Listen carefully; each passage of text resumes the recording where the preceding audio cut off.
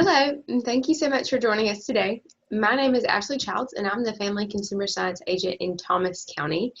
And today I've been invited to present with Becca Stackhouse, the Family and Consumer Science Agent in Crisp County. We're going to be discussing different types of cooking oils, provide you with some tasty recipes, and then Becca is actually going to demonstrate how to prepare these recipes using the oils that we will be talking about. So this is our Made at Home Healthy Oils edition. The dietary guidelines recommend that adult women get 1.5 tablespoons and adult men get 2 to 2.5 tablespoons of oils each day. The Food and Drug Administration, or the FDA, recommends that 30% or less of calories from the foods that you consume daily should be from fat and fewer than 7% from saturated fat. Saturated fats are those that are generally solid at room temperature. Think of like butter, but there are a few exceptions like coconut or palm oils, which do remain as liquids at room temperature.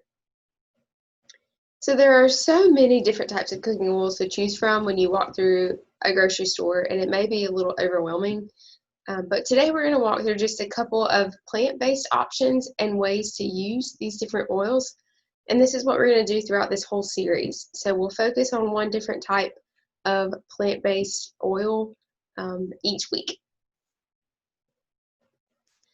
So unsaturated fats are the ones that we consider to be good fats. So LDL cholesterol, which is your low-density lipoprotein cholesterol, is referred to as bad cholesterol because it delivers cholesterol to the walls of the blood vessels and can actually cause narrowing of the vessel. So we don't want that. LDL greatly affects your risk of heart attack, and it's a better gauge of risk than your total cholesterol. So those LDL levels we want to try to keep low. So LDL bad, LDL low. So the lower your LDL, the lower your risk for a heart attack or cardiovascular disease will be. Now, HDL cholesterol is the high-density lipoprotein, and that's often referred to as the good cholesterol because it helps to remove cholesterol from your arteries and is involved in making substances that the body needs, so it's important. Some examples of unsaturated fat sources are vegetable oils, soft tub margarine, olive oils, grapeseed oil, fish, nuts, and avocados. So although they are better for you, they're the good types of fat, we still want to use them in small amounts because fat is still fat. So they are important for your brain health, and they have been found to help reduce inflammation. However, you want to choose unsaturated fats, but still limit the amount of fat that you're consuming. Now, saturated fats are the ones that you want to use very little of. So these are going to be your treats. These can actually raise that LDL, that bad cholesterol, again, which increases your risk for heart disease. And they can come from different types of animal products and tropical oils. So again, you want to limit your daily intake, and because they come mostly from butter, beef, pork, dairy fats, but also from those tropical oils like coconut, palm, and palm kernel oils. So trans fat, this may be something that you've heard before or maybe have seen on a food package where it says in big letters on the front, 0 grams trans fat. Trans fats can be made through a process called hydrogenation and is often made from vegetable oils. It's naturally found in smaller amounts in some animal products like meat, whole milk, and some milk products, but can also be found in processed foods like cakes, cookies, crackers, icings, margarines, microwave popcorn, and then other packaged baked goods, snacks, and frozen foods. So these are ones that we want to avoid if at all possible. Some tips for choosing healthy oils and fats include using liquid oils like olive, canola, and corn oil in place of solid fats like butter, shortening, lard, or coconut oil. Adding nuts and seeds as a snack or as a salad topper is a great way to get those healthy fats in. Again, your unsaturated fats. And then choosing fish that are rich in omega-3 fats like salmon, trout, and herring. Limiting those saturated fats from processed meats like sausage, bologna, and pepperoni. Choose ground beef or turkey that's 90% or more lean. Limiting ice cream, baked goods, and heavy creams. Make these treats, not snacks. So every once in a while, it's okay in moderation. However, these are things that we limit and not have them at every meal. Try choosing baked, steamed, or broiled over fried foods. And then read the nutrition labels to avoid those partially hydrogenated oils, again, those trans fats, in packaged foods like baked goods, snacks, and some frozen foods. So in today's lesson, we're going to be reviewing pumpkin seed oil. It consists of 36% monounsaturated fats, 57% polyunsaturated fats, and then only 8% saturated fats. So again, high in those unsaturated fats, which is better than it being high in saturated. So mono and poly have to deal with the fatty acids and the chains, basically. So it's kind of that's where you get into some chemistry. But both mono and poly unsaturated fats are going to be good for you. It does have a medium smoke point, which means that it's best to use in light sauteing when you're making sauces and then in low heat baking. Pumpkin seeds also contain omega-3, which is important for your heart health. The recipe that you'll learn how to make today is a fall twist on a favorite of mine, hummus. But this is not your ordinary hummus. We're putting a sweet spin on things and giving you a dessert hummus, which you may not have tried before, but it does feature the pumpkin seed oil. And this recipe can be served with apple slices, carrots, celery sticks, crackers, or all the above. So it does have garbanzo beans, which is typically, or chickpeas, which is the base of a traditional hummus.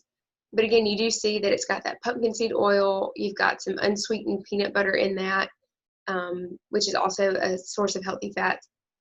Honey, pumpkin puree, vanilla extract, pumpkin pie spice, dark chocolate chips, and then you can add in some pecans if you're interested. Again, this is going to be a sweeter hummus, so not your typical savory, so definitely a dessert or a treat hummus.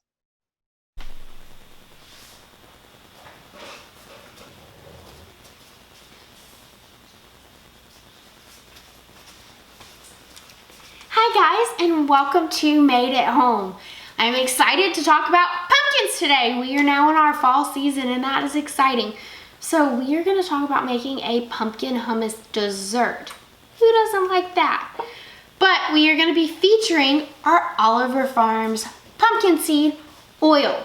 So make sure that you've grabbed your Oliver Farms oil, and then we've got all our other ingredients. We've got chocolate chips, we've got pumpkin puree, we've got peanut butter, garbanzo beans, and then what you want to dip with. Today, we got carrots to go in with ours. So, you are going to need a blender, a food processor, or an immerser. So we're going to use the immerser to make this hummus today. So we are going to start by adding our garbanzo beans into our bowl. We have 1 can of garbanzo beans in there. We're gonna add 1/4 cup of creamy peanut butter in with our garbanzo beans. However, if you are dealing with somebody that may have a peanut allergy, you can replace the peanut butter with an almond butter, a sunflower butter. You can replace it with a different kind of nut butter if you needed to. So we're gonna immerse this just a little bit.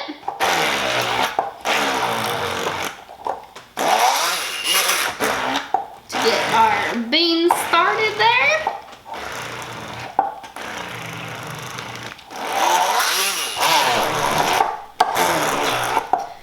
We're gonna add in our 1/4 cup of our Oliver Farms pumpkin seed oil. And it may change colors on us as we get this going.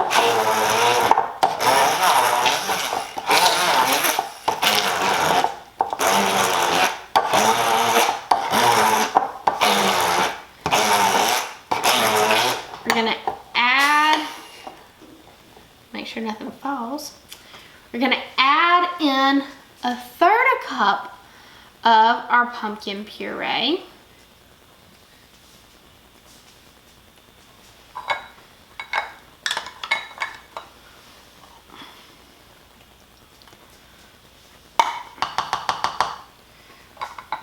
We're gonna add in 1/2 cup of chocolate chips. I got the mini ones just so we had a little fun with our chocolate chips. And then we have a teaspoon of vanilla that goes in, and in that was mixed my pumpkin spice. So we're gonna keep blending it all up.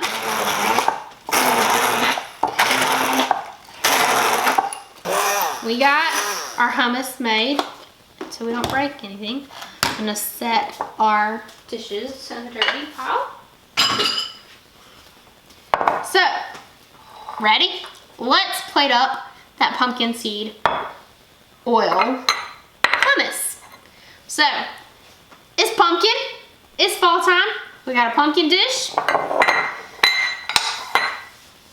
We're gonna put our pumpkin hummus, our pumpkin dessert hummus, in our little pumpkin dish right there.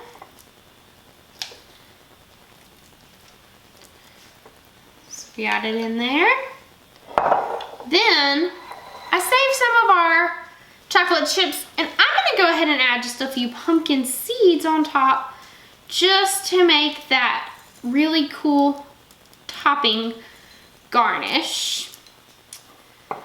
And then I'm gonna add in my carrot sticks. So we're just gonna stick them along the side